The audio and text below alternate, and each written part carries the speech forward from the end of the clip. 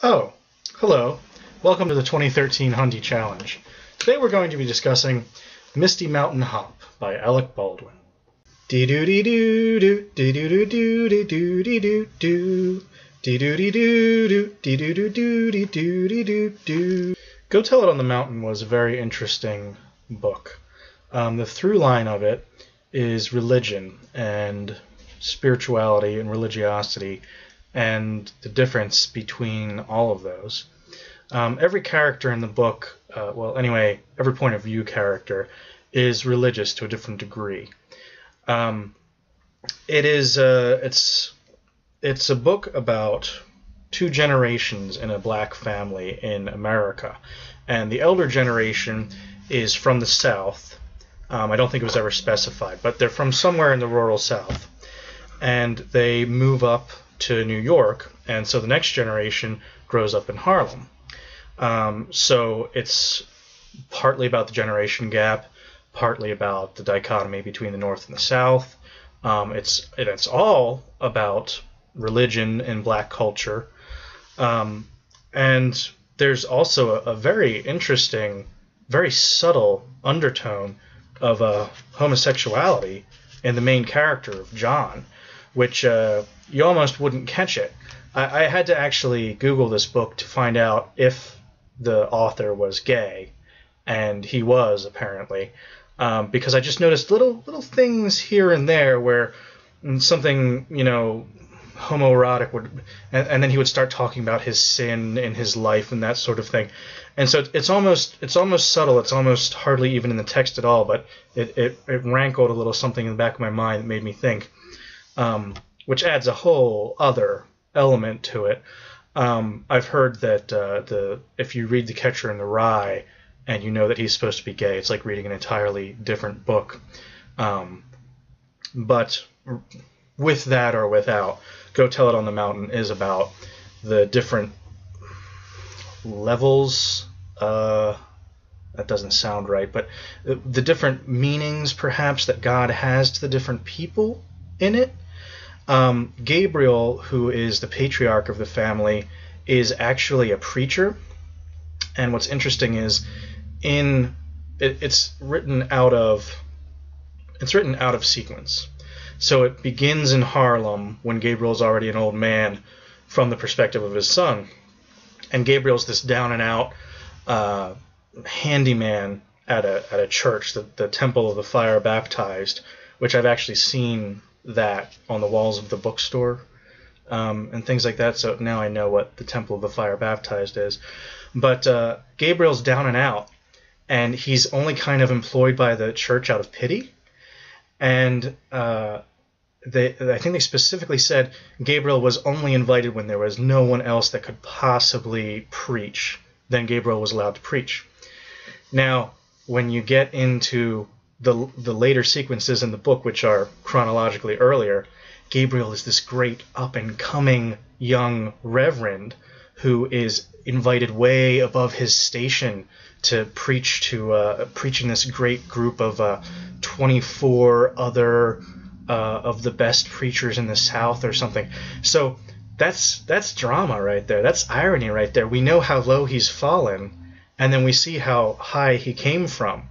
And we find out, as the book goes along, we find out that he had a bastard son, and he broke his vows of, not really celibacy, but I guess celibacy unless within marriage.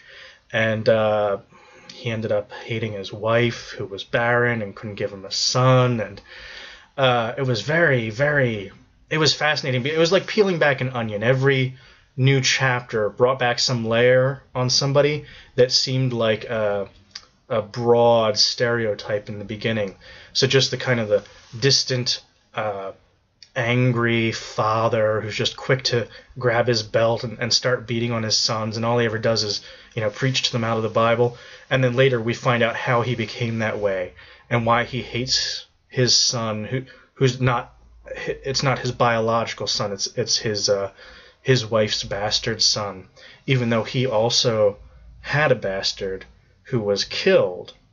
But that was the son that he always thought was going to take on his legacy. But instead, John, who's the main character, the one with the who's trying to deal with, his closeted homosexuality, he's the one that ends up becoming a preacher at the end, or anyway on the path to becoming a preacher. And it's almost for John, it's almost like he doesn't see any other option. He just wants to be a good kid, and the only option for a good kid was to join the church, because his brother Roy, they called him. Royal was Gabriel's dead bastard son. But Roy, who is the older brother and also Gabriel's or the younger brother, because he was born after John, but he's Gabriel's biological son, and he's just a hoodlum. He's just a hood rat, and he just goes out and gets stabbed and gets into trouble. And all John really wants to do is be a good kid, but because there's all this religion in his life kind of oppressing him, he doesn't see any real other option but to join the church. It's really, really fascinating. The only character that's really irreligious, even though she's not really, is Florence, which is Gabriel's sister. And she just doesn't like the way that the church in the Deep South holds her down as a woman, because all of the best options and everything were given to her brother. Just because he was a man, he was going to be the preacher, even though he was, in his youth, a lot more like his son Roy, who was just the street rat. It was very fascinating, just peeling back layers and layers. And there's something else that I want to point out in here. I talked last week, I think, about The Sound and the Fury, and how I hated the sort of the stylized way that Faulkner felt like he needed to gin up the black poor Southern dialect, and he felt like he had to, change the way the words were written. And no sooner did I say that you could do that with syntax than I read Go Tell It on the Mountain.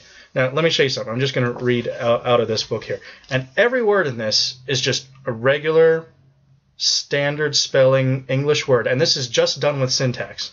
Here, listen to this. This is a conversation. I know you ain't asking me to say I'm sorry I brought Johnny in the world, is you? And listen, Gabriel, I ain't going to let you make me sorry. Not you, nor nothing, nor nobody in this world. We has got 2 children, Gabriel, and soon we's going to have 3. And I ain't going to make no difference amongst them, and you ain't going to make none either. That's how you do it, Faulkner. There is no need to gin up the words. The words are all there. You can just do, if you feel it, if you know that language in your heart, there's no need to misspell going and decline. Just a really interesting book. Next time we will be back. Thanks for tuning in. Next time we will be discussing On the Road by Jack Kerouac.